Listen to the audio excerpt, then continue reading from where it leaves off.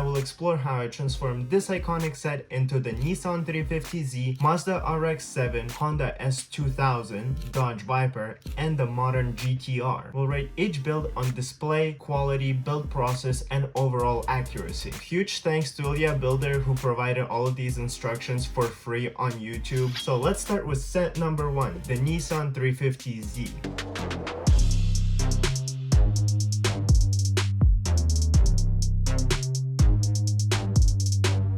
I think that this build has pretty good accuracy to the original. Aside from the front itself, it just feels like it's a little bit cut out and just goes straight down. And in the back, the curve looks pretty good, but the brake lights are all wrong. I'd give this model a 3 out of 5. When it comes to the display of this set, it's honestly mediocre. It doesn't fully resemble the car, plus the stickers are messing up the look. I'll give the display a 2 out of 5. The build quality is the best I've seen out of all of these building variations. You can see that I'm tugging on it with a pretty good amount of force, and I was really trying to pull it apart, trust me. And surprisingly, everything stayed in place except for that one piece. So I'll give it a 4.5 on the build quality. The build process, however, though, was a little bit more challenging. There is this one step. It showed that I had one piece in that place and I ran out of those pieces earlier.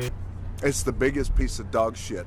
But otherwise, honestly, there's nothing unique to say. The build process is pretty usual, so 3 out of 5.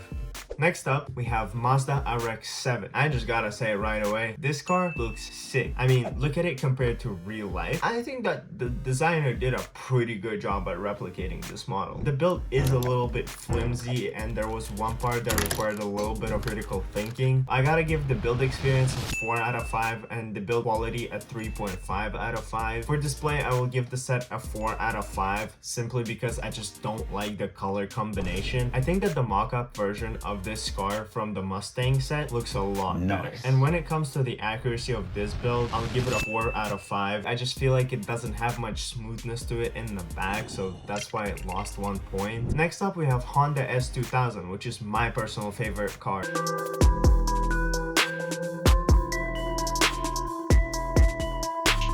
I think all of these sets have a pretty simple and intuitive build, so 3 out of 5 for all of the sets across. But the quality of the build on this set, let's just say it doesn't leave a good impression. It's so flimsy. I mean, it just breaks in your hands. Everything falls apart. It's too unstable, so you just have to be super careful with it if you want to play with it, or even just move it around from one place to another for display. Build quality on this build is 2 out of 5. And finally, the display on this set, I believe that the designer did his best with the pieces that he had. It doesn't look all that great, so I will give the display a 3 out of 5. Up next, cue the Eagles, raw American muscle, the manifest destiny of a car, the Dodge Viper. They call me a god.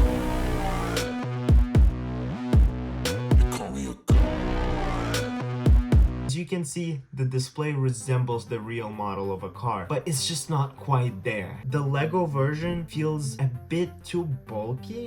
The real life version is a little bit smoother in the back, so I have to give the display a 3.5 out of 5. But the build quality is especially bad. A lot of parts when I was building would just fall off and I'd have to put it back in place. Plus, when you just hold this set, you feel how flimsy it is and like it's just gonna crumble in your hands. It's pretty annoying, so the build quality has to get a 2 out of 5. And the last build alternative of today is the GTR.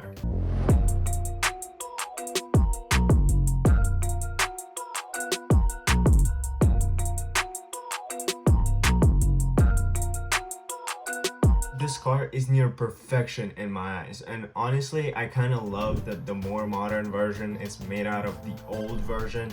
It makes it seem kind of poetic, but this build is so awesome, even the build process deserves a better grade, so the build process gets a 4 out of 5. And display, well, you've seen it, so 5 out of 5. However, no set can be perfect. Unfortunately, it fell victim to the build quality. This set is just too flimsy. I barely touched it and it just started falling apart on me. It's unbelievable to play with and to even just hold. So unfortunately, the GTR gets a 2 out of 5 in this category. But lastly, we have the build accuracy, and it gets a 4.5 out of 5 in that category, blowing it out of the park. Honestly, it's the best that you can get out of the pieces that were available, and I think that the designer did an incredible job. So here are all of the points rounded up on the screen. Thank you for watching. Bye bye.